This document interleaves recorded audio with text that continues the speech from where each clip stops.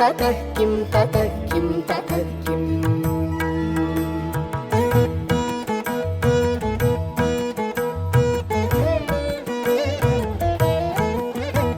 कलत्रं धनं पुत्रपौत्रादि सर्वं गृहं बान्धव सर्वमेतद्धि जातम् मनश्चेन्न लग्नं गुरोरङ्घ्रिपत्नी ततः किं ततः किं ततः किं ततः किम्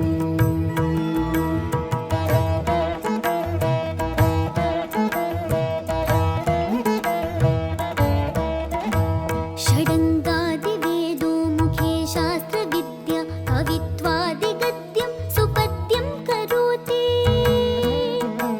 मनश्चेन्न लग्नं गुरोरङ्घ्रिपत्नी ततः किं ततः किं ततः किं ततः किम्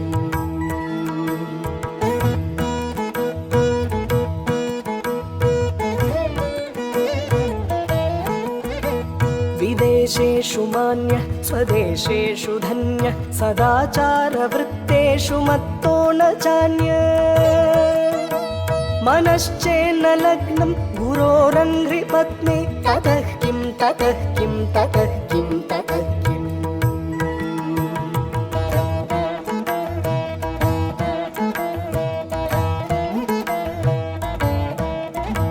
क्षमामण्डले भूपभूपालवृन्दै सदा सेवितं यस्य पादारविन्दम्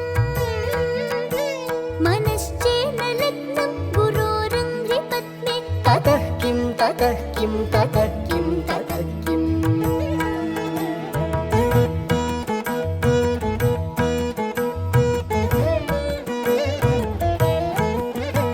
यशो मे गतं दिक्षु दानप्रतापात् जगद्वस्तु सर्वं करे यत्प्रसादात् मनश्चेन्न लग्नं गुरोरङ्घ्रिपत्नी ततः किं ततः किं ततः किं ततः किम्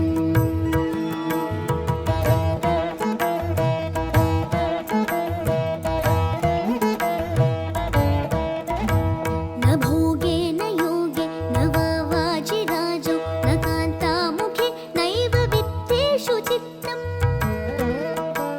मनश्चेन्न लग्नं गुरोरङ्घ्रिपत्नी ततः किं ततः किं ततः किं ततः किम्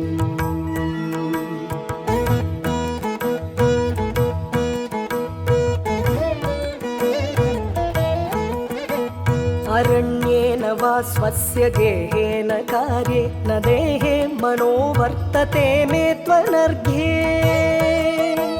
मनश्चेन्न लग्नं गुरोरङ्घ्रिपत्नी ततः किं ततः किं ततः किं ततः किम्